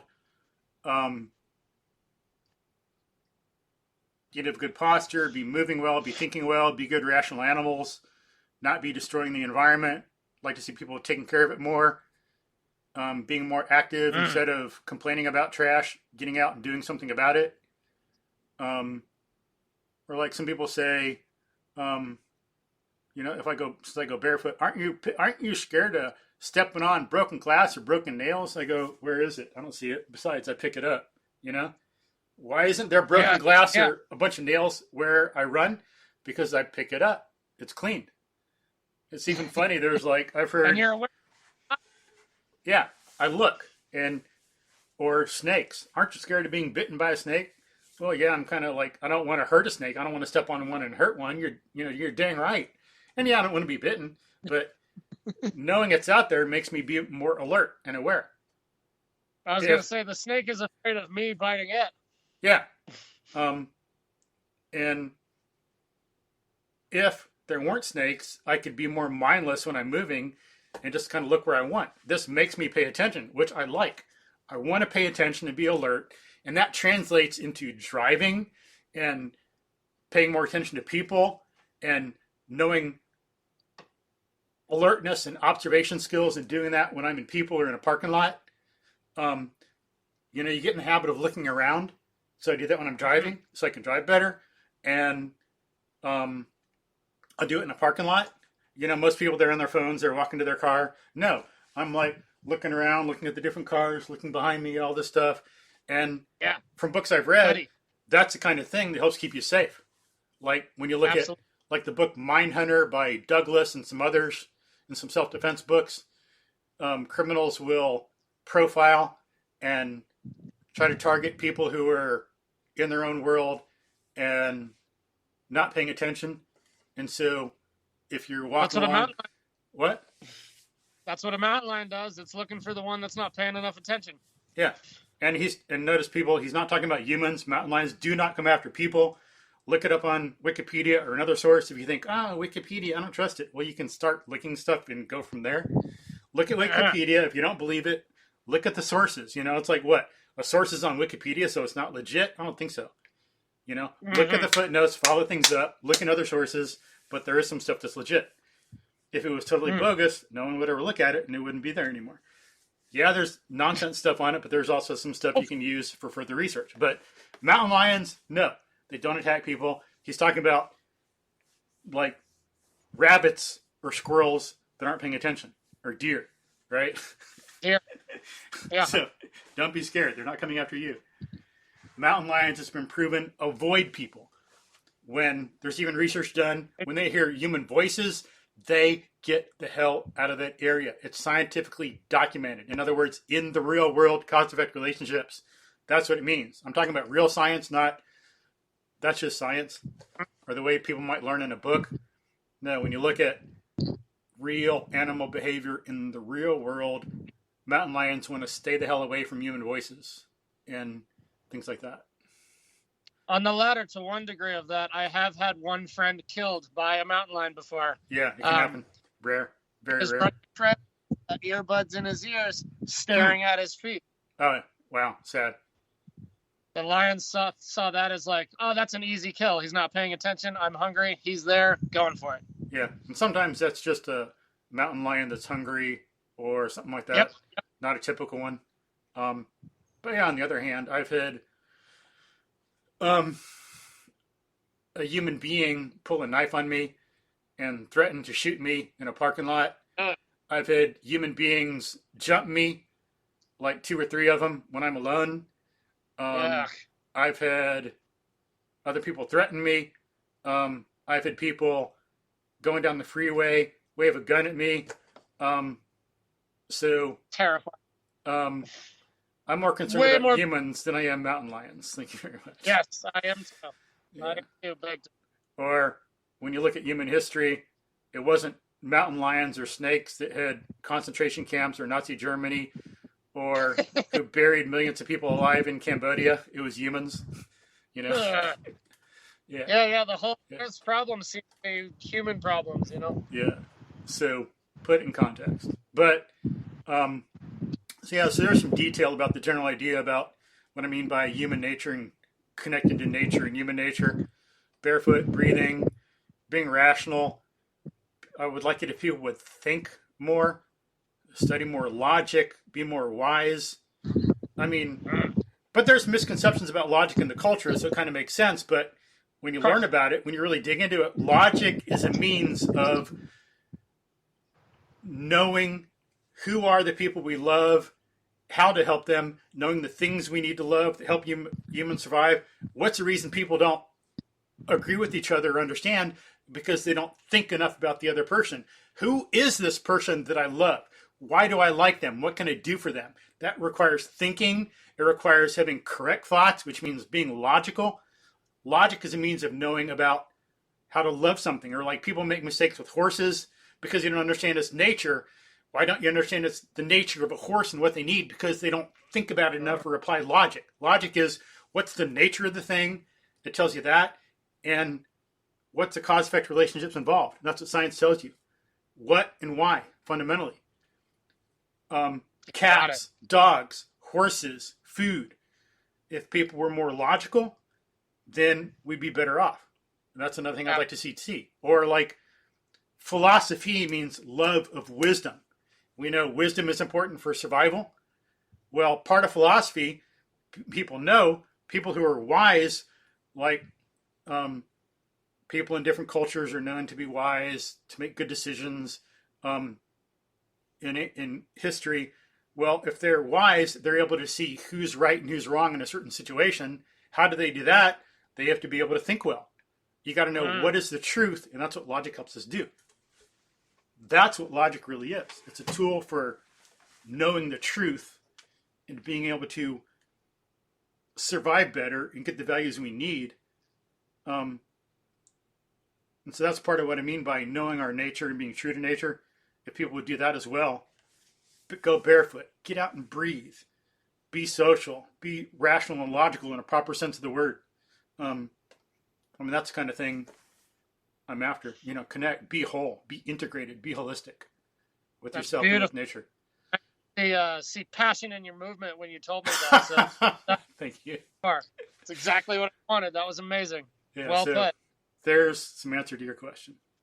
Beautiful. I have a degree in philosophy, so I could go on, but yeah, time's limited and finite. So yeah. And you say you had two things you wanted to ask a question, and what else? If people are interested in this event, hopefully we'll be doing it a lot more often in the future. Sweet. But good. Just on the website, MovNat's website, MovNat.com. I'll put a link to it in the show notes. Yeah, and then if people want to find me directly to make me kind of kick their ass out of nature a little bit deep. Yeah, sweet. I got an email. You can put my email on the link to your show. I barely know how that whole works. Yeah. Very computer illiterate, you can tell. But yeah, I look forward to kind of just joining you on this journey of sweet. Yeah. Trying to help people get involved, get outside. Be nice to talk again. But yeah. And so if someone wants to come up there for a weekend or a vacation, you could maybe work with them for a weekend or a week. Is that something you might do with people? Absolutely. I'll just keep in touch with people through email and make it very simple. Cool. Yeah. It'd be nice to have events with with that, or if someone is a company or a group and they want to bring people up there, that'd be good. Yeah, absolutely. And so you got a bunch of survival skills training under your belt, and you're MovNat level 3 certified, so you're a fitness trainer. So also a wilderness first responder. Cool. Certified. Cool. So with the MovNat stuff, like someone might be highly certified and maybe they're certified in the gym so they can use a certain machine. You can know how to push a weight following a certain track. And so the little bar stays in the little track, and some people are certified with that. That's nice. But for MovNat, so people know, so Roary is certified to help people move in the real world, in the outdoors. Real capability. Yeah, so it's different than some other movement systems. So, we could help train SWAT, wilderness firefighters. Because I know some people think they know everything, but we don't. There's still a lot people could learn about how to move more effectively in the environment, in a wildfire, how to crawl, how to climb, all this other stuff, do it efficient, do it in a lot of different ways. That's something you could do to train people as well. So that lets people know, like in extreme conditions, outdoors and survival. So Roary, you're like a master of moving through that kind of situation. So that's kind of certification we're talking about. Yeah. I learn. The more I learn, the more I figure out I don't know shit. Yeah. I know what you mean. So I'm a good pusher, let's call it. I'm a good coach. I can put people in shitty situations and tell them it's okay. Yeah. And then it's cool because with that, it's like when you're out and you learn, the more you learn you don't know is kind of the real meaning of it. You learn that there's all these things I want to know that I don't, that I'd like to, all these questions I have, but still, you still got all this competence. And you couldn't have, and that's like what one thing Newton said, even though that's like kind of where some of this comes from, that phrase. He said, for all he's discovered, he felt like a child on the beach exploring one little shell and then looking at another, because he knew, even though he had made all these great discoveries that no one else had and did all this great cognitive integration, he knew that there was so much more out there for him to learn, and that's what he meant. He had a notebook with questions in it he didn't even get to answer in his life. He knew that he's on this beach and he's looking at this one little thing and studying it, but there's all this other stuff out there that he could study too, and it's just unknown to him. So yeah, agreed. I'll give you that. Yeah. Okay. Any last words for folks? Go outside. Amen. Outside is the right side, and that's all you need to. That's a good way to put it. Hadn't heard that before. Outside is the right side. Nice. Outside is the right side, man. Be a human. Love each other. Or is I like the way Tom Brown the Third. Oh yeah, it's like the third. I was forgetting to specify. Tom Brown Jr., Tom Brown the Third. Tom Brown the Third is who we were talking about. But as Tom Brown the Third likes to say when he ends a podcast, be a good human animal. Be a good human animal. Yeah. Amen. Sure. All right. Thanks, Roary. Appreciate your time and everything. Awesome. I look forward to talking to you again, Michael. Thank you. Awesome. Will do. Thanks. Cheers. Bye.